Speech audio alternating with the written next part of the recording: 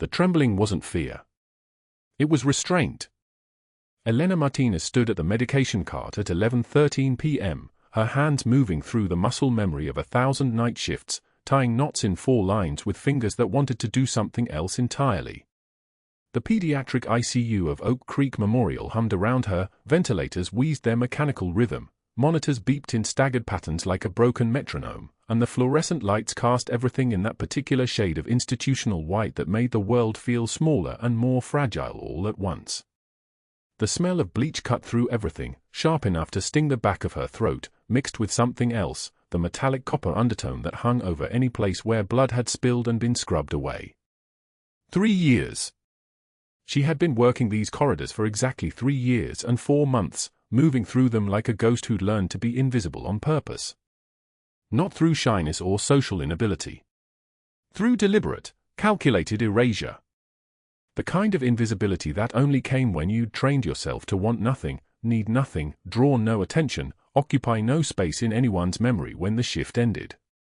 She'd become the kind of nurse that families didn't recognize in the hallway, that other staff members worked alongside without really seeing, that appeared in charts and disappeared from notice the moment her signature dried on the page. Her locker was the only place she kept anything personal, a single photograph, black and white, tucked behind her spare scrubs where no one would find it. And his jacket. Marco's jacket. The one he'd worn in Kandahar. The one she'd kept for 3 years without telling anyone, without mentioning his name, without speaking a single word about what had happened in Sanjan Valley or who she had been before she became Elena, the pediatric ICU nurse with the shaking hands and the obsessive attention to detail. Inside the jacket lining, barely visible unless you knew to look for it, was a faded 75th Ranger Regiment patch, worn fabric the color of old sand, edges frayed from being folded and unfolded 1,000 times. She touched it sometimes. Only at 3 a.m. when the unit was quiet and she was certain no one would notice a nurse standing in front of her locker with her forehead pressed against cold metal. The hands. That was the problem. The hands kept betraying her. When Elena prepared medications, her fingers moved with the precision of someone who'd learned to work under fire, who'd tied tourniquets in the dark, who'd sutured wounds while rounds were coming in through a perimeter fence at Kandahar Airfield. Her hands didn't shake from fear. They shook because they wanted to move faster, move harder, move with the confidence they'd learned in a war that had ended for years ago and would never actually end. So she'd learned to hide it. She wrapped her hands around instruments with deliberate slowness. She tied knots with exaggerated care. She moved through the ICU with the measured pace of someone who had nowhere urgent to be, nothing important to do, no muscle memory fighting against the constraints of a job that asked her to be gentle. The medication cart held rows of vials arranged by color and number, and Elena's eyes moved across them with the same kind of scanning she'd used to read a landing zone for threats. 0.5 milligrams of digoxin for the Stevenson boy in room for 12. 10 milligrams of morphine for the post-op case 3 doors down. Everything documented, everything charted, everything cross-referenced against the digital record that never lied and never forgot. Her handwriting in the charts was a study in precision, each letter formed with the same exactness that had kept her alive in hostile territory. Dr. Richard Sterling had started noticing that handwriting about 8 months ago. The chief of surgery had begun showing up during her shifts, watching her work, his eyes moving from her hands to the charts to her face, something calculating shifting behind his expression. Sterling was a man who carried his money the way other men carried weapons. The expensive watch that caught the light wrong, an Omega Seamaster worth $12,000, she'd heard someone say in the break room. The tailored suits that cost more than her monthly rent. The way he moved through Oak Creek Memorial like he owned it, because he basically did, because hospitals bent toward the gravity of their surgeons and Sterling was the kind of surgeon that donors named buildings after. What she didn't know yet was that Sterling spent his days constructing arrangements, building partnerships with medical supply companies that inflated their invoices in exchange for kickbacks that moved through careful channels and ended up in offshore accounts. What she didn't know was that he'd already noticed her noticing the discrepancies. What she didn't know was that she'd already become a problem. At 1:33 a.m., the emergency line rang. Motor vehicle collision, 3 miles out, ETA 8 minutes. 2 pediatric patients incoming, ages 7 and 9, multiple trauma, possible internal bleeding. The ICU shifted like a school of fish suddenly sensing a predator. Beds were prepared. Blood was typed. Respirators were checked and rechecked. And Elena moved through it all with the kind of calm that came from having already survived the worst. Dr. Sterling arrived in the trauma bay at 1:39 a.m., still buttoning his coat, his presence making the air pressure change. He moved toward the first patient, a boy with a lacerated spleen and fractured ribs, and began the initial assessment with hands that Elena could see had never learned to work under fire. They were competent hands. Educated hands. But they didn't have the terrible efficiency of someone who'd held a battlefield tourniquet tight while rounds snapped past at 2,400 feet per second. The second patient came in on the next gurney, and Sterling assigned him to the OR. 37 minutes of surgical intervention. Bleeding controlled. Repairs made. And somewhere in the middle of it, Elena was assisting, passing instruments, holding retractors, monitoring vitals that climbed and fell like a stock market of survival. Sterling was operating on the boy's abdomen, working around a perforation in the small intestine, and at one point he asked for a specific suture technique on a delicate anastomosis, a surgical connection that required precision finer than most surgeons bothered to develop. Elena took the needle without speaking. She moved toward the surgical field and her hands simply knew what to do. They knew the angle. They knew the tension. They knew the exact amount of pull that would hold tissue together without tearing it. Her fingers moved like they were reading braille that only her hands could understand, and the suture line came out perfect, smooth, even, the kind of work that belonged in a textbook or a highlight reel, not in the hands of a pediatric ICU nurse assisting in emergency surgery. Sterling watched. He didn't move. He didn't speak. His eyes tracked every movement of her hands like she'd just shown him something that didn't fit in the world he'd constructed. And in that moment, standing across the surgical table from her, with a 7-year-old patient's organs exposed to the light, something shifted in his face. Recognition. Not of who she was, but of what she could do. Not of her name, but of the skill set that had no reason to exist in a woman who signed her charting as a nurse in a pediatric ICU. The surgery ended at 2:44 a.m. The boy was stable. The repairs held. And Elena walked back to the ICU and didn't say anything to anyone about the fact that her hands wouldn't stop shaking. She was back at the medication cart when Karen appeared, a traveling surgical nurse from California who'd been assisting in the appendectomy of a 16-year-old girl 2 hours earlier. Karen was one of those people who had a way of seeing things that other people missed, and she'd been watching Elena's hands during that procedure too. Watching the way she'd sutured a cystic artery with the kind of muscle memory that didn't come from standard nursing school. Watching the precision. The speed. The confidence that belonged to someone who'd done this 10,000 times, not 2 or 3. Karen glanced over her shoulder first. Made sure Sterling wasn't in the hallway. Made sure no one was close enough to hear. And then she leaned against the medication cart and said it quietly, "You sutured like that in the field. I saw combat medics work in Ramadi. Who trained you?" The world stopped moving for exactly 2.3 seconds. Elena's hands froze on the medication vial in front of her. Not trembling anymore. Just stopped. Her face went blank, the kind of blank that comes from a lifetime of practice, from learning how to make a face into a wall that nothing could penetrate. Her eyes didn't change. Her breathing didn't change. The machines around her kept beeping in their staggered rhythm and the fluorescent lights kept humming and the smell of bleach kept hanging in the air and Karen waited for an answer that wasn't going to come. "I'm going on break," Elena said quietly. She capped the vial and set it down with the kind of care she'd have used handling a fragmentation grenade. "I need some jello." She turned and walked away before Karen could say another word. Behind her, unnoticed in the doorway between the ICU and the hallway, Dr. Sterling had heard every word. His jaw was tight. His expression had shifted into something that looked like calculation, like a man who'd just acquired a new piece of information and was already assembling the framework for how to use it. He stood there in his expensive suit and his expensive watch, watching Elena disappear down the corridor toward the break room, and in that moment something crystallized in the space between them, a tension that had no name yet, a conflict that hadn't been declared but was absolutely, inevitably beginning. Elena sat alone in the break room at 3:51 a.m. and didn't eat the jello.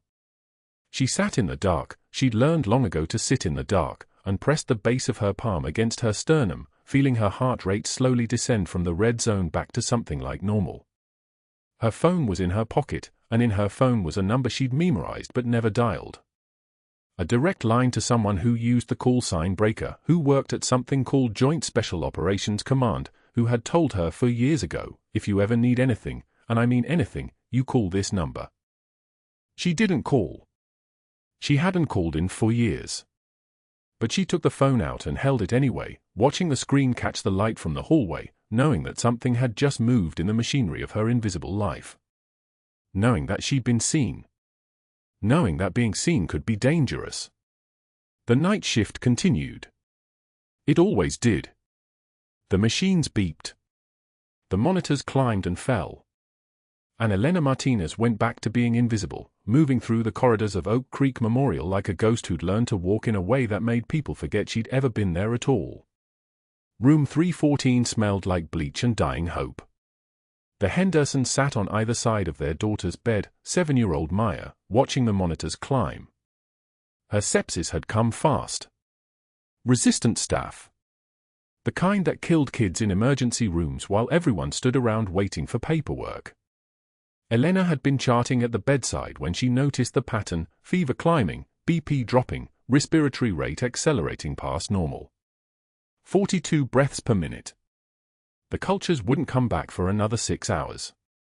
In 6 hours, Maya would be dead. Elena had opened the crash cart. Found the vancomycin, not protocol without Sterling's explicit order, but protocol didn't save children. The 4 went in clean. 500 milligrams bolus pushed slow, watching the line for any sign of infiltration. 12 minutes later, the fever broke. The respiratory rate dropped to 32. The color returned to Maya's small face like someone had turned a light back on inside her. That's when Dr. Sterling walked through the door. He moved with the precision of a man who'd spent 23 years learning how to make entrances. The Hendersons looked up. Elena continued charting, her pen steady against the digital pad, though her peripheral vision tracked every movement. Sterling's jaw was set at an angle that made his face look like it had been carved from marble, expensive marble, the kind that belonged in courtrooms and club lobbies. "Nurse Martinez," he said. His voice carried the particular coldness of someone accustomed to obedience. A word outside. Elena placed the pen down. Looked at the Hendersons. "I'll be right back, okay? The medication is working. Your daughter is safe." She said it with the flat certainty of someone who'd watched children survive things that shouldn't be survivable, who understood that voice tone mattered more than words themselves. The hallway outside room 314 was quiet except for the soft electronic hiss of a ventilator 3 doors down. Sterling's presence seemed to change the air pressure around him, make the corridor feel smaller. He didn't raise his voice. That was what made it worse. "You administered medication without my explicit authorization. Vancomycin, full therapeutic dose, without a single moment of consultation with your attending physician. This is exactly the kind of cowboy medicine that kills patients, Nurse Martinez. This is textbook insubordination." Elena took one measured breath. The kind she'd learned in Kandahar when the mortars came down and panic was a luxury no one could afford. The culture results came back: presumptive resistant staph, doctor. The fever curve was accelerating. Another 4 hours, she doesn't make it. The documentation is real-time, timestamp 1402, with full clinical justification. Justification. Sterling smiled. A thin, razor-wire smile. "You're not a diagnostician, Nurse Martinez. You're a nurse. Your job is to execute orders, not rewrite surgical protocol because you decided you understand what a child needs better than the physicians who've spent a decade training." A single tear escaped her left eye. Not from sadness. From rage compressed so tightly it had nowhere to go but out. She wiped it away without breaking eye contact. watched his expression shift, just slightly, as he realized the tear wasn't weakness. It was something else entirely. "My documentation is time-stamped and flawless, Dr. Sterling," she said quietly. "The child would have died without that medication. And we both know why you need me gone." The silence lasted exactly 3 seconds. Sterling's jaw tightened. A muscle flickered beneath his skin like something trying to escape. "My office. Monday morning. We'll discuss this with administration." He turned and walked away, his footsteps echoing against the tile with the rhythm of a man accustomed to being obeyed. Elena stood in the hallway, feeling the fluorescent lights buzz against her eardrums like angry wasps trapped in a bottle. She had just won.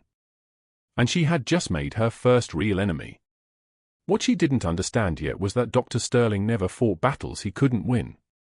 He was already 3 moves ahead, making phone calls that would echo through Oak Creek Memorial like a stone dropped into still water.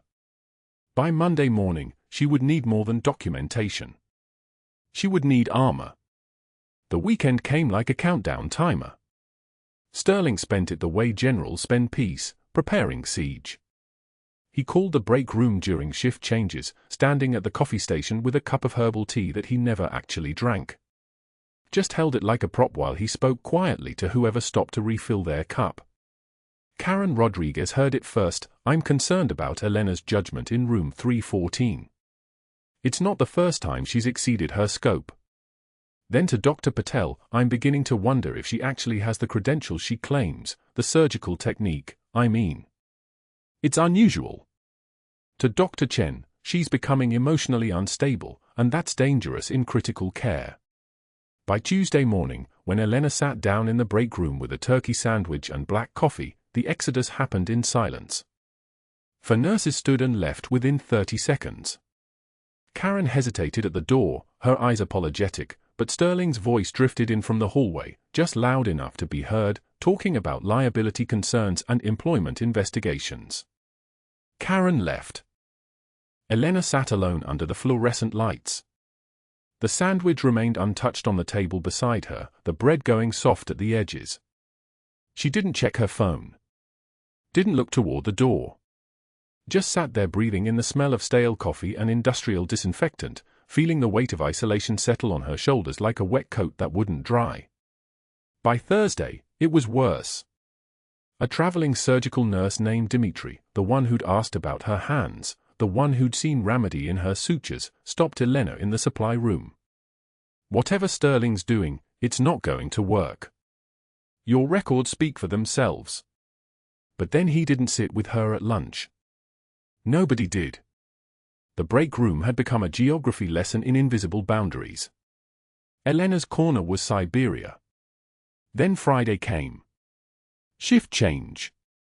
20 staff members crowded around the bulletin board near the nurses' station, because that's where the schedule got posted, and the good assignments went to people who paid attention. Sterling was there with a thumbtack. He posted a single sheet of white paper with his letterhead at the top, and even from 6 feet away Elena could read the words, "Final warning, Elena Martinez. Insubordination. Failure to follow surgical protocol. Unauthorized medication administration." He pinned it deliberately. Slowly. Making sure everyone watched. Then he looked directly at her over the shoulder of Dr. Patel, and smiled. The room didn't go silent so much as it transformed into silence, a thing that had texture and weight, that occupied space. Elena stood 3 feet from the board, her scrubs navy blue, her badge hanging at the standard angle, her hands at her sides. 20 eyes turned toward her. She felt the weight of each one. She had trained for years to process information under pressure, but this was different. This wasn't combat. This was erosion. This was the slow, systematic destruction of credibility, brick by brick. One measured breath. Her heart rate didn't accelerate. Her hands didn't shake. But she felt something crack inside her, not from fear. From the effort of maintaining composure while being systematically dismantled in front of everyone she worked with. A single tear traced her cheek, starting at the outer corner of her left eye and moving down toward her jaw. She wiped it away with the back of her hand, steady as surgical steel. The gesture was almost lazy. Almost indifferent. But her eyes locked onto Sterling's with the kind of intensity that made people remember, later, that they'd seen something in that moment they didn't quite have words for. "My records are flawless, Dr. Sterling," she said, her voice carrying the quiet precision of a woman with nothing left to lose. "And we both know why you need me gone." Sterling's smile never wavered. But his jaw clenched. That small muscle beneath his skin flickered again, the thing trying to escape. He gestured toward the stairwell. "My office. Now." But that wasn't the worst part. The worst part was what happened next in the ER waiting room downstairs, where Dr. Sterling took a phone call at 2:51 a.m. 3 days later. A paralyzed Army Ranger named Robert Hayes had just arrived by ambulance with a bullet fragment migrating through his spinal cord, and Sterling's voice on that call was smooth as silk, professional as always, telling surgeons across the entire hospital network that certain cases came with litigation exposure that might not be worth the risk. 7 doctors. In 48 hours, all of them would refuse.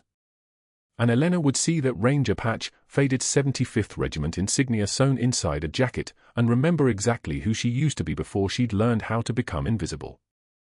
The ambulance arrived at Oak Creek Memorial at 0200 hours, and Elena Martinez wasn't there to see it. She was in the pediatric ICU charting a stable post-op when the radio crackled. "Incoming trauma, spinal injury, Army Ranger from Walter Reed, non-transport candidate per 7 consult refusals, admitted per hospital protocol only." The words meant nothing to her then. They were just codes, statistics, another patient in another bed in a hospital where she'd learned to be invisible. By 0800, she knew. Dr. Sterling had called 7 surgeons in 48 hours. Elena didn't know this yet, but the pattern was already moving like a precision clockwork mechanism.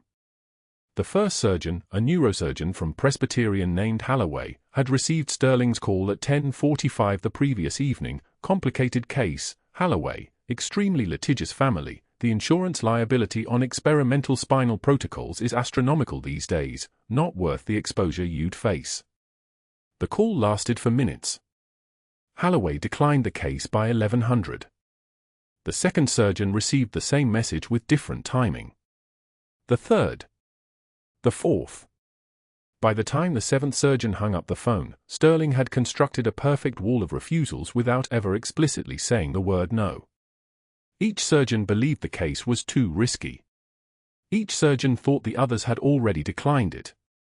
Each surgeon felt the weight of Sterling's gentle suggestion about litigation exposure, about insurance carriers looking for reasons to deny coverage, about the way medical malpractice attorneys circled cases like this. Sterling never mentioned Elena. He never had to. The Ranger was alone in room 507 on the post-op floor when Elena found him at 2145 hours, during the night shift round she'd been assigned after Sterling pulled her from the pediatric unit. The reassignment felt like a demotion dressed in bureaucratic language, cross-training opportunity, Sterling had called it, his voice smooth as surgical steel. Elena had nodded, said nothing, understood perfectly. His name was Robert Hayes. Sergeant First Class Robert Hayes, 75th Ranger Regiment. The information was on his chart, clinical and cold. But it was the jacket on the chair beside his bed that stopped her breathing. The faded unit patch was sewn inside the lining, visible only if you knew to look, only if you'd once worn that same insignia. 75th Regiment. The scroll. The crossed saber and musket. The emblem of men who moved through hostile territory with the kind of silent precision that civilians never witnessed, never understood. Elena had worn that patch for 12 years.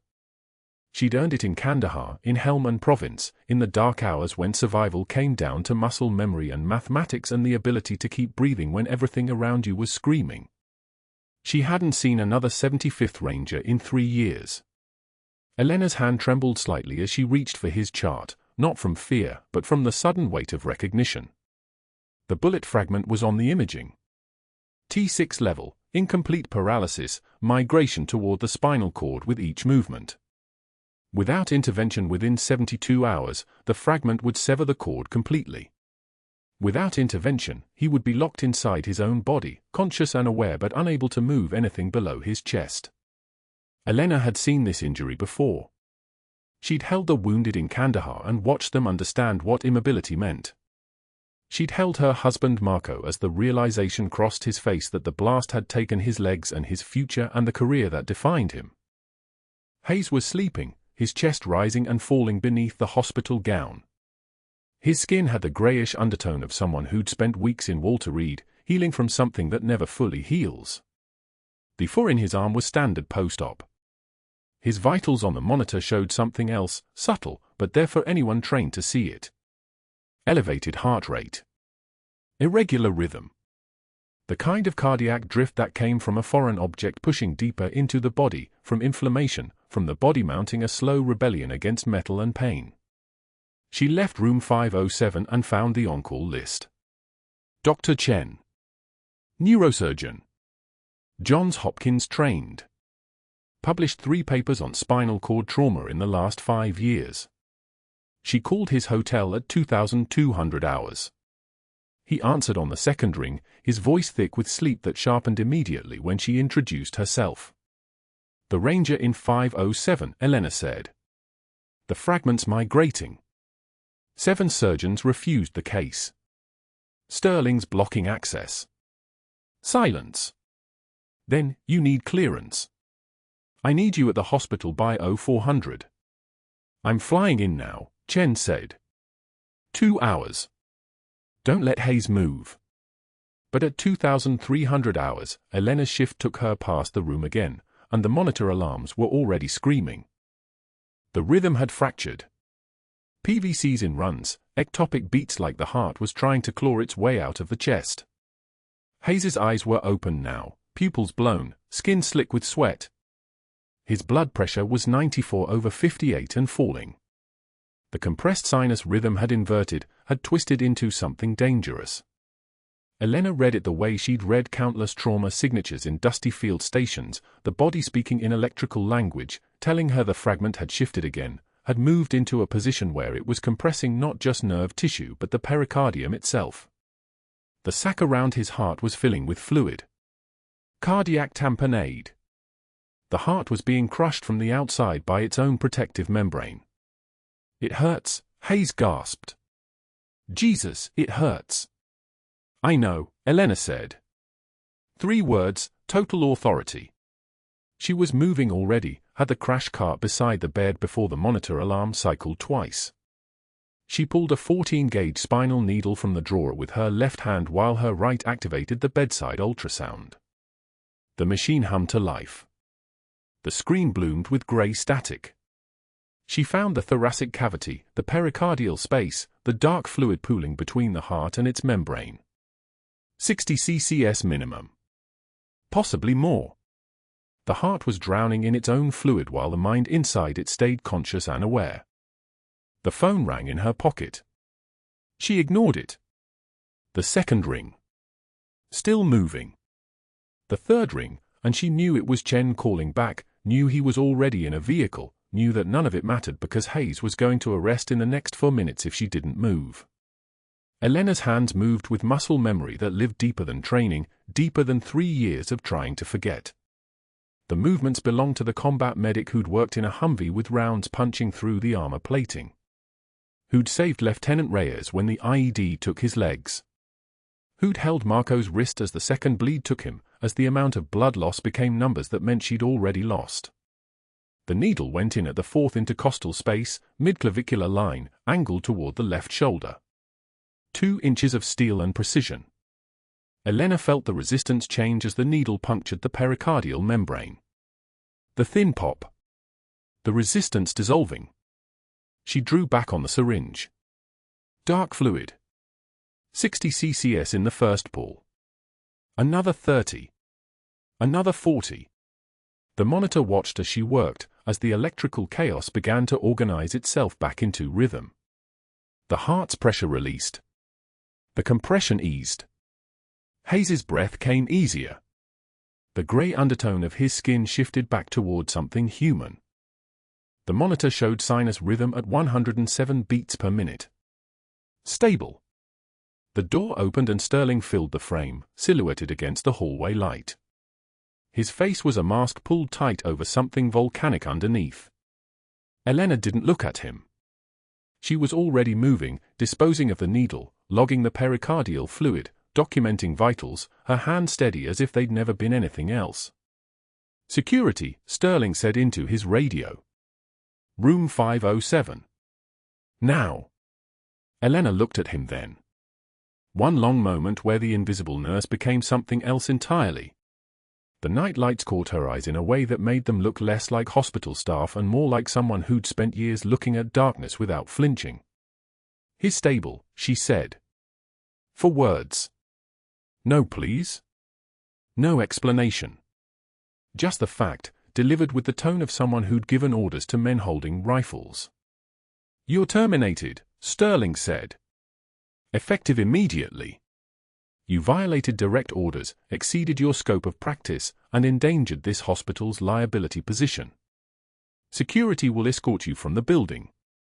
The footsteps came from down the hall. Two security officers, young and uncertain, moving toward a confrontation they didn't understand. Elena stepped back from the bed. Hayes was already reaching out, his hand catching her wrist. "Don't go," he said. "Please don't." "I'm going on break," Elena told him, and her voice carried a weight that made the security officers pause. She pulled her arm gently free. "Dr. Chen will be here in 80 minutes. You'll get the surgery. You'll walk again." "That's not a suggestion, Sergeant. That's a promise." The thing that happened as she moved past Sterling was subtle enough that the security officers almost missed it. Almost. She held his gaze for 2 seconds. The look wasn't hostile. It was something colder, the kind of assessment predators make when calculating whether prey is worth pursuing. Then she walked forward and the security officers stepped aside without being asked, as if her presence had suddenly become the kind of authority that didn't require a title. Sterling was still standing in the doorway when Elena reached the corridor. She never looked back. The fluorescent lights hummed their mechanical prayer as Elena moved through the hospital corridors like a ghost who'd forgotten how to haunt anywhere else. 48 hours. That's all it had taken for 7 doctors to say no to Sergeant Robert Hayes. 7 refusals in 2 days. Not because the case was impossible, it wasn't. Because Dr. Sterling had picked up his phone 7 times and whispered the same word to 7 surgeons: litigation. Insurance exposure. Career risk. The word that made physicians flinch the way soldiers flinch at incoming fire. But that wasn't the worst part. The worst part was knowing that every refusal was a lie wearing a white coat. Elena had spent the first night after finding Hayes's 75th Regiment patch sewn into his jacket lining, faded green thread, nearly invisible unless you knew where to look, making calls on a phone that was supposed to stay buried. Dr. Marcus Chen. They'd worked together in Kandahar, back when her hands knew the shape of survival better than the shape of mercy. He'd been a trauma surgeon then, stationed at Bagram. Now he was at Johns Hopkins, 1,500 miles away. When she called his private line at 2,247 hours, he answered on the second ring like he'd been waiting for her voice to pull him backward through time. Phantom. His voice cracked on the nickname. Nobody called her that anymore. "I need you." 5 words. All she could manage. The rest of the sentence: "I need you to save someone I can't save alone. I need you to believe I'm still the person you knew. I need you to remember that we were capable of miracles when the stakes were highest." Those words dissolved before they could hurt. Chen didn't ask questions. Combat medics didn't ask questions when someone with your history called at 10 at night using a name that was supposed to stay classified. Where? Oak Creek Memorial. Denver. Paralyzed Ranger. Bullet fragment migrating toward T4. 7 surgeons said no. The silence lasted exactly 3 seconds. Then, "I'll be wheels up in 4 hours." Elena had paid him in cash, $8,000 from her savings account, money she'd accumulated like a habit, never knowing what she was saving for until that moment. A plane ticket. A neurosurgeon. A chance to break every rule she'd written for herself about staying invisible. She'd booked a hotel room 2 blocks from the hospital. When Chen arrived at 0530, his hands were the hands she remembered, scarred across the knuckles, steady as surgical-grade titanium, moving like he'd performed this operation 100 times even though he hadn't. "Show me," he said, and she did.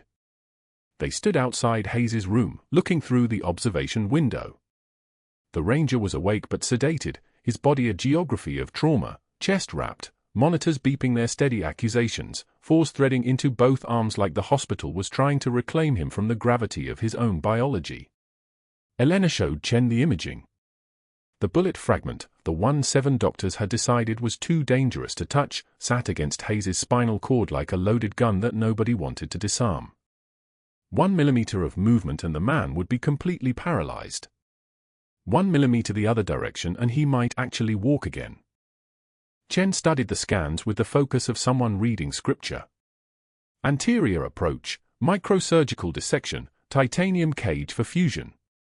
16 hours minimum. 14 if we're moving like we know what we're doing. "We know what we're doing," Elena said. They operated at 0700. 8 hours of Hayes's body open, the surgical theater humming with the precision of a machine that had been built specifically to keep people alive. Elena assisted, because of course she did, because there was no rule against it, and even if there had been, rules were abstractions that dissolved the moment someone's life became more important than the paperwork. Chen's hands moved with the grace of someone who'd spent years learning that human bodies were fragile things that contained infinite ways to fail. The fragment came out intact. The fusion took hold. Hayes's vitals stabilized. By 1600 hours, he was closing. It was exactly then, in that moment when the last layer of chest wall was being sutured, when Hayes was 45 seconds from being completely closed, that the monitors began screaming. The heart rate spiked. The blood pressure collapsed. Numbers dropping like a stone through water, 120/80, 105/70, 87/55, 68/42. The saturation began its terrifying descent, 98%, 94, 89, 82. Cardiac tamponade. The blood was pooling around his heart, crushing it like a fist slowly closing. The migrating fragment had caused a small laceration nobody had seen. The blood had been collecting in the pericardium during surgery. Now Hayes was drowning in his own body while his heart tried to pump itself to death. "Pericardiocentesis," Chen said. Not a request. A command. His eyes found Elena's and she was already moving. The crash cart. The ultrasound probe. The spinal needle, 14 gauge, thin as a bird's rib, and Elena's hands were in the memory now, the one that lived underneath the nurse scrubs and the quiet voice and the years of pretending to be someone who'd never heard bullets sing or felt a man's last breath escape against her palms. She felt for the landmark. 5th intercostal space. The xiphoid process. Her fingers found the angle like muscle memory was just another language she was fluent in. The needle went in. The hiss of air escaping. Then blood, dark and urgent and alive, flowing back through the needle like a confession. 20 milliliters. 30. 50. The pressure released. The heart monitor climbed, 72 beats per minute, 85, 96, 110. The blood pressure followed it upward, 72/48, 85/52, 102/64. The oxygen saturation, 82, 87, 92, 98. Steady now. Holding. Hayes's body had stopped its drowning and started, instead, remembering how to live. Elena's hands were steady. Her breathing was steady. The room was steady. For exactly 4 seconds, everything held. Then the door opened. Dr. Sterling stood in the doorway, his face the color of spent ash. He'd been watching from the gallery above, where all surgeons watched. He'd seen everything. He'd seen the unauthorized procedure. He'd seen Elena's hands move with a precision that didn't belong to a pediatric ICU nurse. He'd seen her save a life that was supposed to stay saved by nobody, least of all by her. The moment suspended itself. Haze was closing now, bleeding slowing, monitors stabilizing, everything returning to the geometry of survival. Sterling's voice came out like broken glass, "Get her out." Security was faster than they should have been, like they'd been summoned in advance, like Sterling had been expecting to need them. 2 officers in dark uniforms with radios clipped to their belts. Elena didn't resist. Resistance was for people who thought they could win. She pulled off her gloves and dropped them into the biohazard waste. She stepped back from the table where a man was learning to live again because her hands remembered how to teach survival. "Badge," Sterling said from the doorway. "Access card. Now." She'd worn both for 3 years. Invisible. Quiet. The badge clipped to her scrubs. The access card in her back pocket. She removed them both and placed them in his palm without looking at his face. His hand was trembling. Not from shock. From rage. From the certainty that something had slipped between his fingers in the time it took for a spinal needle to save a life. One measured breath. Elena's eyes met his. No tears this time. No tears because tears were for people who still believed in the possibility of mercy from the people they served. "I saved his life, Dr. Sterling.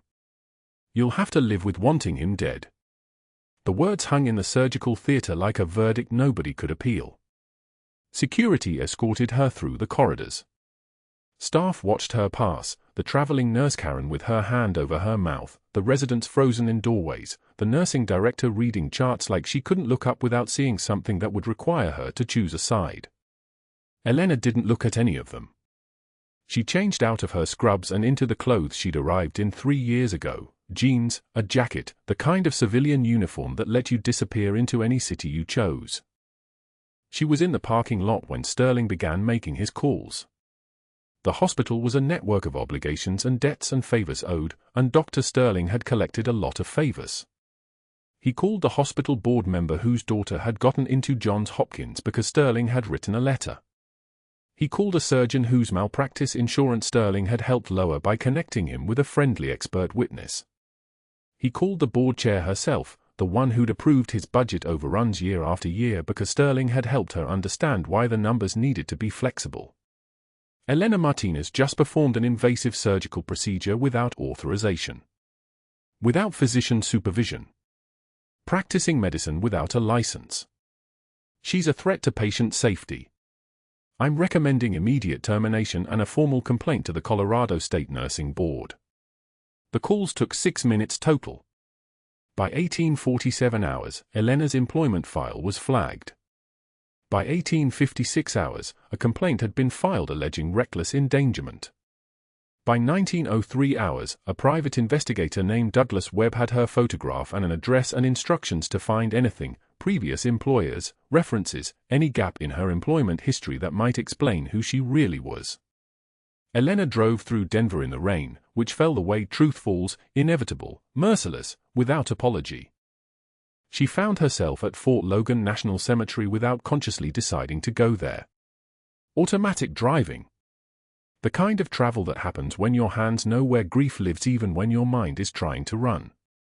She parked and walked through the wet grass until she found the marble headstone with the name that had belonged to her once, the man who'd been her spotter and her best friend and the person who understood without speaking what it felt like to carry other people's survival on your shoulders. She knelt on the ground. The rain soaked through her jacket, through her jeans, through everything that still belonged to the real world. She pressed her forehead against the cold marble. I tried to just be normal, Marco. I tried to stay quiet. I tried to save just one more without breaking everything I built. Her voice cracked, the only thing allowed to crack. But I failed. I can't keep doing this. I can't keep losing. She stayed there for 2 hours while the rain became darkness, while the groundskeeper came and went, while the cemetery gates prepared to close. When she finally drove away, she believed something had ended. Her life in Denver. Her career in nursing. The careful architecture of invisibility she'd constructed from silence and precision and the pretense of being someone other than who she was. What she didn't know was that in room 507, Sergeant Robert Hayes had regained consciousness, his oxygen saturation holding at 98%, his heart beating its own rhythm, his body learning that survival was possible because someone had remembered how to make it happen. His daughter Melissa was reading a newspaper on the chair beside his bed when Hayes's eyes opened. The headline caught him like a physical blow: "Fired nurse under investigation." The photograph showed Elena, hair pulled back, quiet eyes, the kind of face you wouldn't notice in a crowd, the kind of face that could disappear into any hospital in the country and nobody would ever know that she'd saved more lives in one deployment than most surgeons would touch in a lifetime. Dr. Sterling sat in his office with the door closed, his hands trembling as he held the photograph, Elena's quiet face staring back from the newspaper headline. Fired nurse under investigation. He'd won. He'd actually won.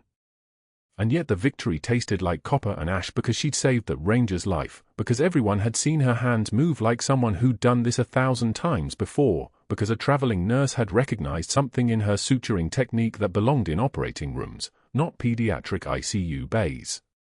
He set the photograph down on his mahogany desk, pressed the intercom button with one finger, and began making calls. First call, Richard Bancroft, the hospital board chairman who'd approved Sterling's consulting contract with Highline Medical Distributors 3 years ago and had received season tickets to the Broncos as a gesture of professional gratitude. Richard, I need a favor. The Martinez nurse, the one who was just terminated, she's going to claim I had it out for her. She's going to spin this as retaliation. We need to be ahead of it. Bancroft's voice came through static and hesitation. What do you need, Richard? Sterling smiled. Her personnel file. And a call to the state nursing board. Preemptive documentation. She's unstable. She broke protocol. We documented everything. The line went silent for exactly 2 seconds. Then, I'll make the call. Second call, Judge Patricia Sawyer, who'd married into Sterling's social circle 15 years ago and had never forgotten who'd introduced her to her husband at a charity gala. Patricia, I need advice on a delicate matter. An employee issue. Someone who might be making allegations. Judge Sawyer listened to every word, her voice dropping to something confidential and warm. Send me the files. I know someone on the state board. Nursing board members talk to judges, Richard. They listen when we suggest caution. Third call went to a private investigator whose business card Sterling had kept for exactly this reason, a man named David Moss who'd worked counterintelligence before becoming a civilian and who understood the value of thorough background checks. I need you to dig into someone's employment history. Elena Martinez, currently at Oak Creek Memorial. I need to know everything. Military service, if any. Financial problems. Anything that looks like instability. Moss's voice came across the line like gravel scraping concrete. Timeline. Sterling's jaw tightened. Fast. 24 hours if possible. Double rate for rush. Done. Sterling hung up and opened his laptop, navigating to the Colorado State Board of Nursing website. He drafted the formal complaint himself, making sure every word carried the weight of institutional authority and documented concern, pattern of unauthorized medication administration, failure to follow established protocols, concerns regarding judgment and clinical decision-making in high-stakes situations, recommend investigation for licensure review. He signed it digitally, added his credentials, MD, Chief of Surgery, Oak Creek Memorial Hospital, and sent it to the state board with copies to 3 additional board members who owed him favors. The system was working exactly as it should. The paperwork was in motion. The narrative was being established. Within 48 hours, Elena Martinez would be officially under investigation by the state, her professional reputation in ruins, her career finished before it had truly begun. Sterling leaned back in his chair, the leather creaking like satisfaction, and opened a bottle of 1987 Barolo that he'd been saving for a special occasion. This was special enough. But Elena wasn't thinking about Sterling's calls or his complaints or his carefully constructed narrative. 2 days after security had escorted her from the hospital, she was standing in Fort Logan National Cemetery in the rain, her scrubs still on because she hadn't bothered changing, mud clinging to her running shoes, her hair plastered to her face. The headstone read simply, Marco Anthony Martinez. Beloved husband. Beloved son. 1988 to 2016. The marble was cold against her forehead, so cold it felt like something real in a world that had become smoke. Rain hammered down in sheets, soaking through her scrub jacket, and she stayed there, pressing her face to the stone, her body bent like something broken. I tried to just be normal, Marco, she whispered. Her voice cracked, not from tears, but from something deeper, something that had been holding itself together for 3 years and was finally surrendering. I tried to save just one more, but I failed again. The rain fell harder, drumming against her shoulders, and she thought about his hands, scarred and steady, his hand in the dirt of Kandahar holding a rifle while his other hand held the tourniquet on her leg when she took shrapnel in the 3rd deployment. She thought about the last time she'd heard his voice, crackling through a headset at 2 in the morning, I've got eyes on your 6, Phantom. You're good. You're clear. Then the sound of the IED. Then silence. The rain tasted like salt. She didn't know if it was tears or just the rain. She didn't know anymore. 2 days after Elena stood at Marco's grave in the rain, Sergeant First Class Robert Hayes opened his eyes in his hospital room and saw fluorescent light. Consciousness came in fragments, the hiss of a ventilator, the steady rhythm of monitors, the taste of intubation tube that had been removed hours ago. His daughter Melissa sat in the vinyl chair next to his bed, her phone in her lap, her eyes closed. Hayes tried to move. Nothing. Tried again. The paralysis was an old friend now. He'd been living with it since Kandahar, since that moment in the dust when the round came through and he felt nothing below his waist except the cold certainty that his life had changed into something else entirely. He saw the newspaper on the bedside table because Melissa had forgotten to throw it away. The headline stopped his breath, fired nurse under investigation. The photograph showed a woman with dark hair pulled back, quiet eyes, a face that could disappear into any crowd and nobody would ever notice, nobody would ever know. Hayes had seen those hands move in his hospital room. Those hands had known exactly where to put a needle between his ribs, had known exactly how to release the pressure that was crushing his heart. Those hands had moved like someone who'd done this 100 times in places where there were no backup teams, no monitors, no sterile fields. Just survival. Hayes's voice came out rough from disuse, Melissa. His daughter's eyes snapped open. Dad. You're awake. Let me get the nurse, no. The word came out like a command, and even weak and paralyzed, Sergeant First Class Robert Hayes sounded like someone used to being obeyed. Melissa. The newspaper. She handed it to him. Hayes stared at the photograph for a full 10 seconds, then spoke one word that carried the weight of 3 years of Kandahar operations, of 214 combat medics trained under her hand, of 4 tours where she'd kept alive men who should have died in the dust, Phantom. Melissa's hands went still. She knew that word. She'd heard her father whisper it in his sleep for 3 years, a name that carried gratitude and grief in equal measure. Dad. Hayes's eyes were locked on the photograph. My phone. Wallet. Get my phone. Melissa retrieved the black wallet from the bedside table, worn leather, cracked at the corners, held together with paracord stitching. Inside was a photograph of Hayes and his unit, a military ID, a faded medical card, and a single business card with a phone number written in faded Sharpie on the back. A 7-digit number and the call sign Phantom in handwriting that had been written by someone who didn't expect they'd live long enough to need it. Hayes had kept that card for 3 years, touching it sometimes like it was a prayer or a confession or a debt he'd never be able to repay.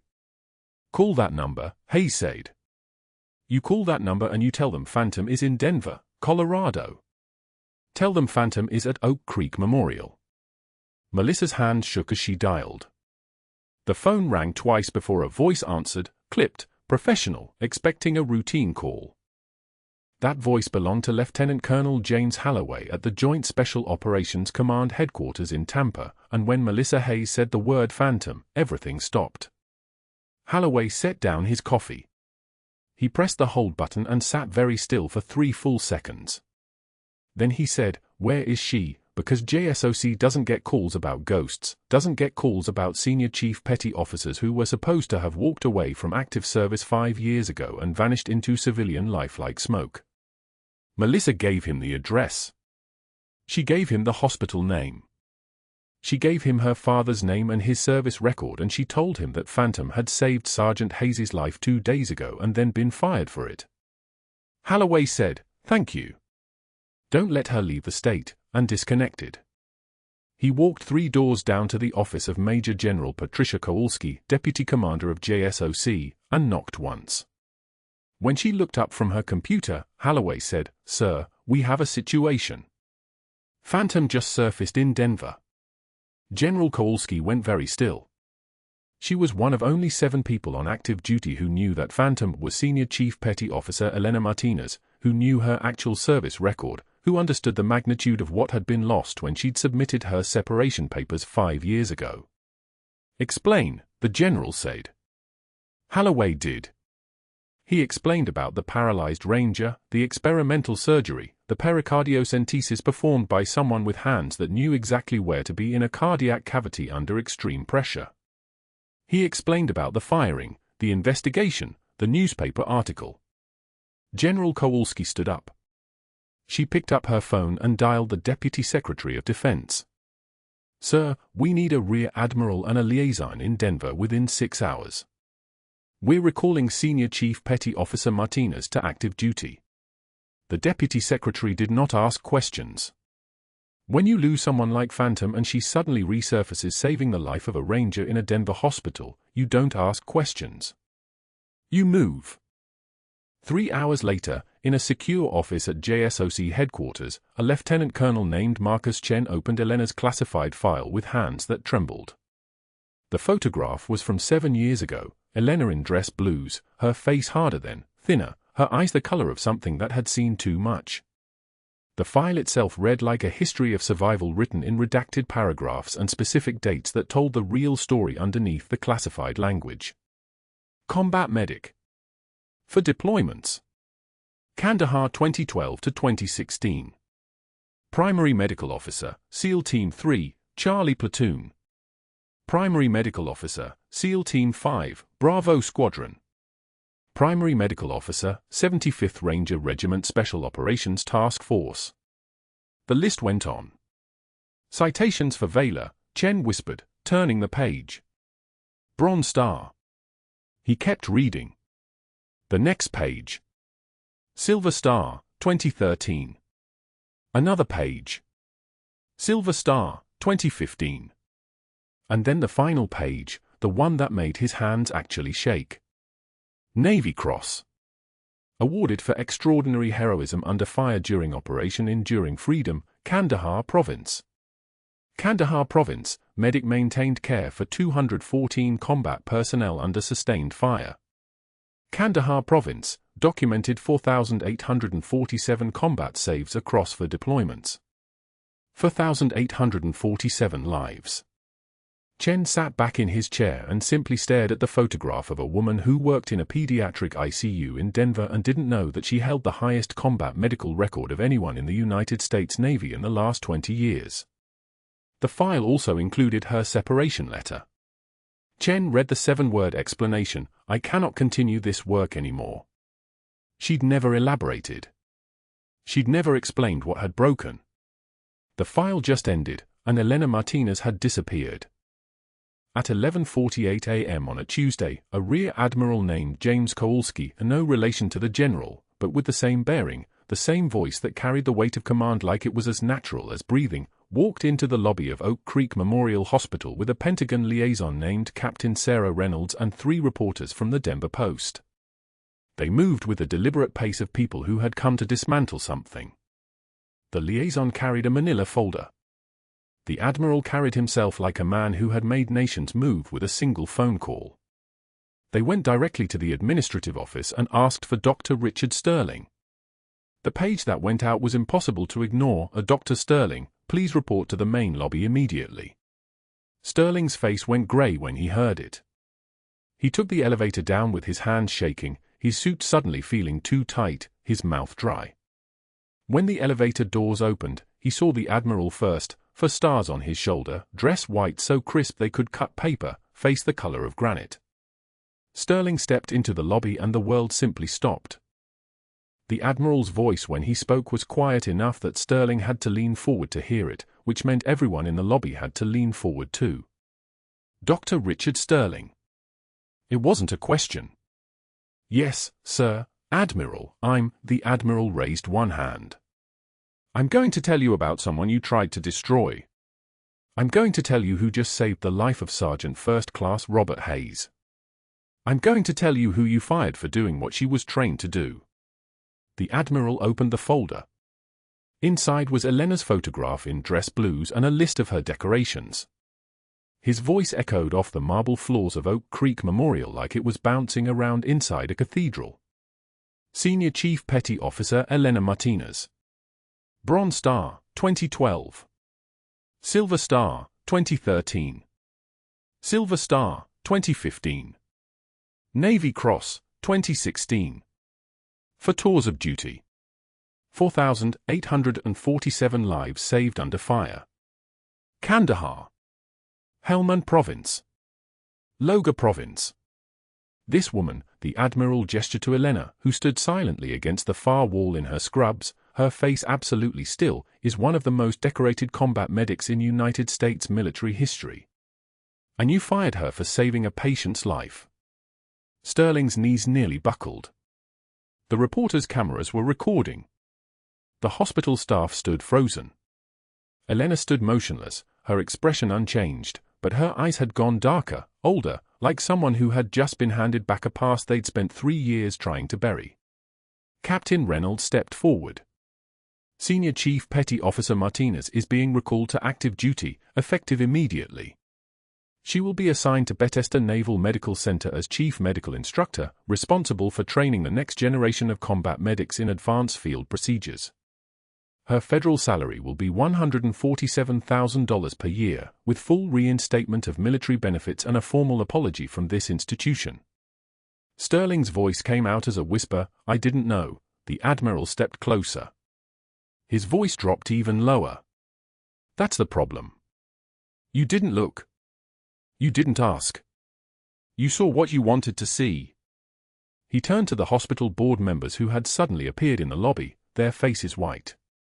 As for this institution, the federal government is officially investigating all supply chain contracts authorized by this man. The FBI has already seized his office. The indictment process begins tomorrow. 3 federal investigators were already making their way up the stairs with warrant papers and evidence boxes. The security guards moved towards Sterling like they had suddenly remembered their actual job was to protect the hospital from people like him. The cameras kept recording. The room went absolutely silent except for the sound of Sterling's breathing, ragged, panicked, the breathing of a man watching his entire life collapse in real time.